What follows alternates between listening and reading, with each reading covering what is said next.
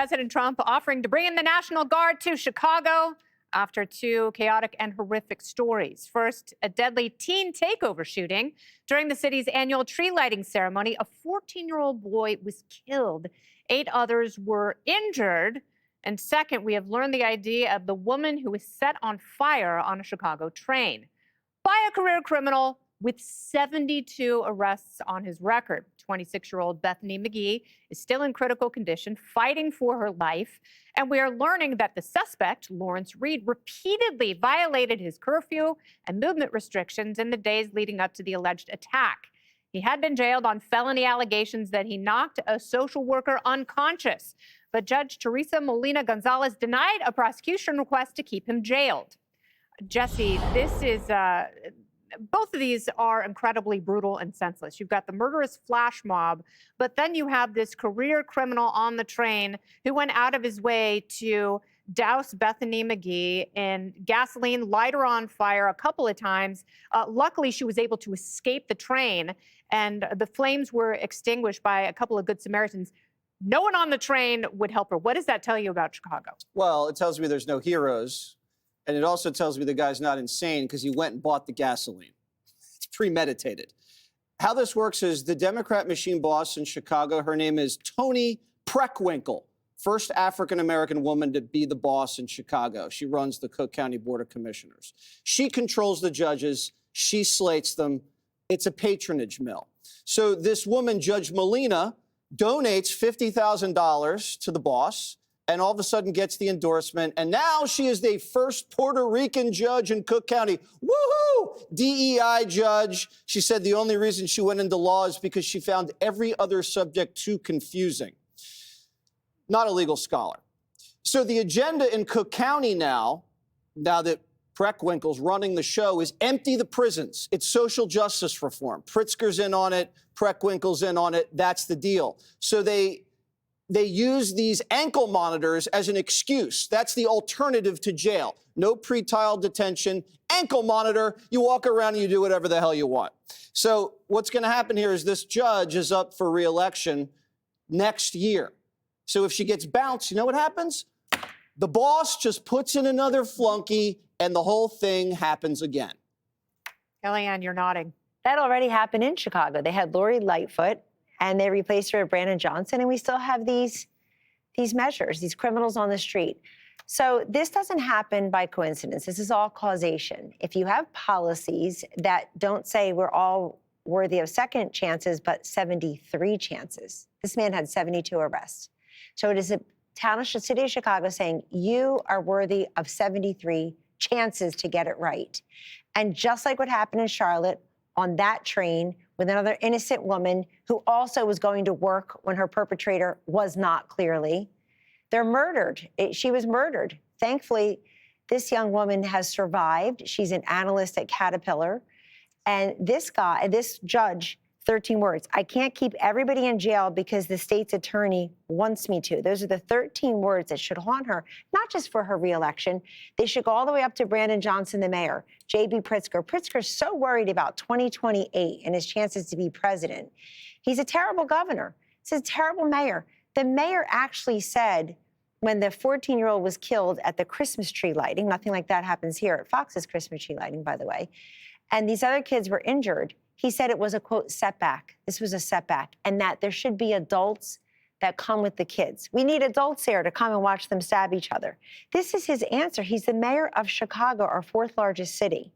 And so I just want everybody to understand this doesn't happen by accident. This isn't just things happen. God has his way. These are man-made crises. And that's why President Trump said, lots of folks there saying, I want Trump to send in the National Guard. Lots of Chicagoans saying that. And I think we're getting very close to needing to do that. Yeah, but the blame the victim mentality, unfortunately, that's a 90-10 issue. 90% of people in big cities especially want these recidivist criminals off the streets because the prosecutors and the cops know that these people are the biggest threat to places like Chicago and New York and Detroit and LA. Totally. I mean, we saw that when the shoplifting and the kind of petty crime was absolutely out of control here. I mean, the statistics were staggering. That it was like the same 10 people that were doing this, and then their organizations, the people who worked for them that were carrying it out.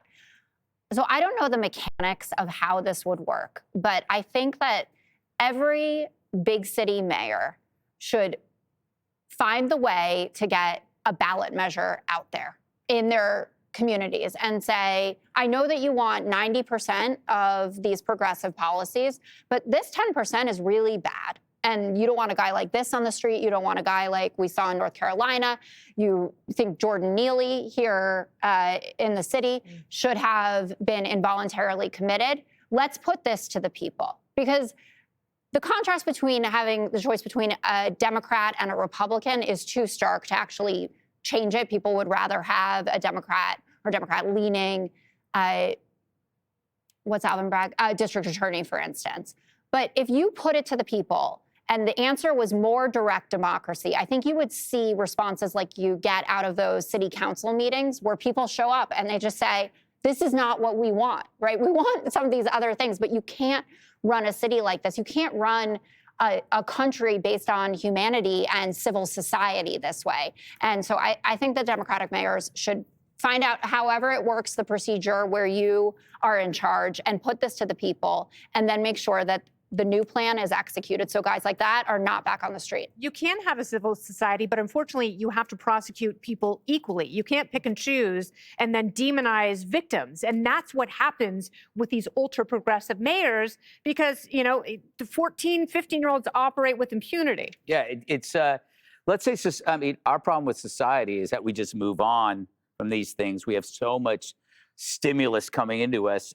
This case is horrible. We would have dwelled on it for a long time. We won't anymore. There's other stuff coming. But that doesn't mean the law should ignore this. I remember I had a debate with a friend of mine, I don't know, 25 years ago about the 3 strikes you're outlaw, which I was for in California. And he kept saying you shouldn't base your laws on a rule in baseball.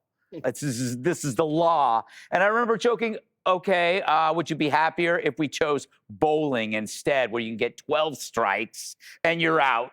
And it was like, I'm being absurd, but now I would like that. Yeah, 12 72. strikes would make me happy. This guy had 72 strikes. That's 6 perfect games. I did the math. Here's the issue with the policies. They're pushed by a credentialed class who have no support among the people where these policies unfold. So how does it happen?